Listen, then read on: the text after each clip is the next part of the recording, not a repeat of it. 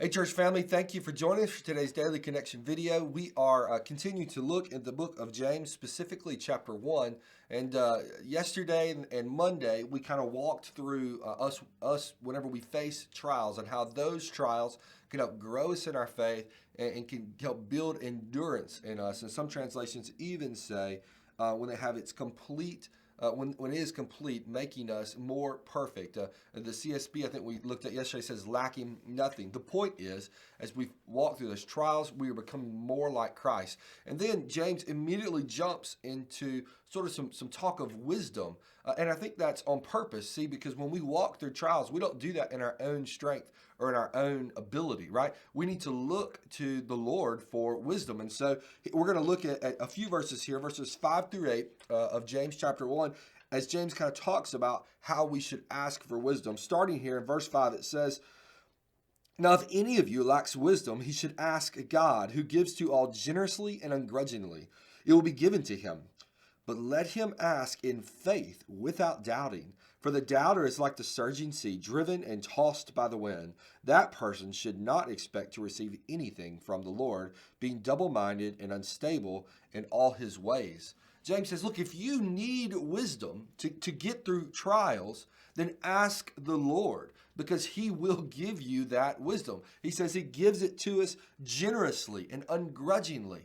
God is happy to give us the wisdom that we need to walk through difficult trials. But James says, ask in faith without doubting. Don't ask the Lord to give you wisdom and expect him not to do it. If Scripture says that he'll do it generously and ungrudgingly, then ask the Lord for wisdom, and he's going to give you wisdom. And then I would say he's also talking about a second thing here when he's talking about not doubting.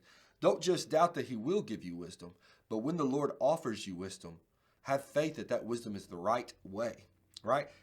Don't see the wisdom that the Lord gives you and choose not to follow it. When we do that, we're double-minded, right? We have these two different processes. We say we want the Lord's help, yet we do not act like we want the Lord's help. And he says that if we do that, we're like the surging sea, driven and tossed by the waves. Whichever way the world goes is the way we go whenever we don't accept and trust and have faith in the wisdom of the Lord. When I read that I picture a person who is completely driven by their emotions. A difficult circumstance happens and they immediately jump to the craziest conclusions. They allow their emotions to drive them to these decisions. And you know people like this. Maybe you even find yourself at times being driven by your emotions, allowing your emotions to make decisions for you. And oftentimes that gets you in a whole lot of trouble. The difficult circumstance you were in is usually nothing compared to the difficult circumstance or the trial that your emotions will take you to.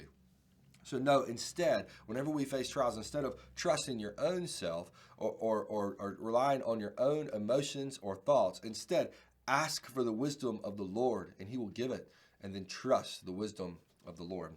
Our author gives us a couple of questions that we can look at to help us kind of think through this. The first one, in your own words, how would you describe wisdom? How would you describe wisdom in your own words? One of the things that I think about when I think about wisdom is not knowledge or intelligence. Wisdom is the ability to take knowledge and intelligence and put it into action in the right way. To me, that's how I describe wisdom. And godly wisdom is the ability to take knowledge and understanding and put it into action in a way that glorifies the Lord. That's how I define godly wisdom. And the second question, what does it mean to ask in faith? What does it mean to ask the Lord for something, specifically here, wisdom in faith? Church family, I hope you will think through those questions, and as you develop your answers, man, my hope is that you will apply that to your life. If you come up with your answer to what does it mean to ask in faith, then let's ask in faith. If you have a definition for wisdom, then live your life within that definition of wisdom, obviously allowing the Word to help you define both of those things. And I believe that you will grow closer in your relationship with the Lord. You will trust him. Your faith will grow. And as is mentioned in verse 2 of James 1, we will find joy. We will find joy in the trials. Church family, we want you to know that we love you and we're praying for you.